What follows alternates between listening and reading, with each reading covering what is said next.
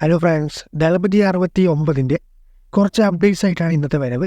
അപ്പോൾ എന്തൊക്കെയുണ്ടെന്ന് നമുക്ക് വേഗം ഒന്ന് നോക്കാം. അതിന് മുമ്പ് സെക്കൻഡ് ചാനൽ ലിങ്ക് ഡിസ്ക്രിപ്ഷനിലുണ്ട്, എല്ലാവരും ചെക്ക് ചെയ്യുക. ഫസ്റ്റ് അപ്ഡേറ്റ്, നായികമായ തന്നെ ദളപതി 69 ഇപ്പോഴത്തെ അപ്ഡേറ്റ് പ്രകാരം സ്ട്രോങ് റൂമർ പോകുന്നത് സമന്ത കീർത്തി സുരേഷിനുമാണ്.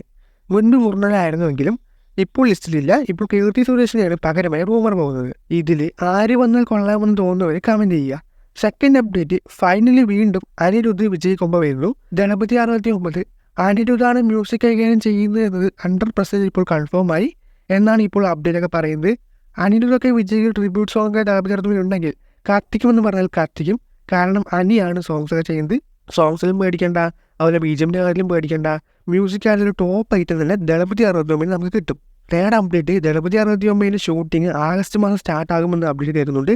സെപ്റ്റംബർ 5 ഗോട്ട് റിലീസ്, അതിൻ്റെ ഒരു മാസം മുന്നേ ആയിട്ട് ദളപതി 69 ഷൂട്ട് ആരംഭിക്കുമെന്നാണ് അപ്ഡേറ്റ് ഒക്കെ പറയുന്നത്. അപ്പോൾ ഇതോടെ ദളപതി 69 അപ്ഡേറ്റ് കഴിഞ്ഞു. ഇനി ഗോട്ടിൻ്റെ ഷൂട്ട് എപ്പോഴാണ് കഴിയുക എന്ന് ചോദിക്കുന്നുണ്ടായിരുന്നു. യെസ്, കഴിയാനായി. ഷൂട്ടിംഗ് റാപ്പിംഗ് അപ്ഡേറ്റ് കുറച്ച് ദിവസത്തോടെ നമുക്ക് പ്രതീക്ഷിക്കാം. അതേപോലെ നെൽസൺ ഒരു ഷോയിൽ വന്നിട്ട് ദളപതി 69 നിങ്ങളാണ് എടുത്തിരുന്നെങ്കിൽ ആരൊക്കെ കാസ്റ്റ് ലിസ്റ്റിൽ ടോപ്പ് ആക്ടേഴ്സിനെ വെക്കുമെന്ന് ചോദിക്കുമ്പോൾ നെൽസൺ പറഞ്ഞ കാര്യം വൻ ട്രെൻഡാണ് സോഷ്യൽ മീഡിയയിൽ. മമ്മൂക്ക, ഷാറുഖ് ഖാൻ, മഹേഷ് ബാബു എന്നിവരൊക്കെയാണ് ഞാൻ കൊണ്ടുവരുമെന്നാണ് നെൽസൺ പറഞ്ഞിരിക്കുന്നത്.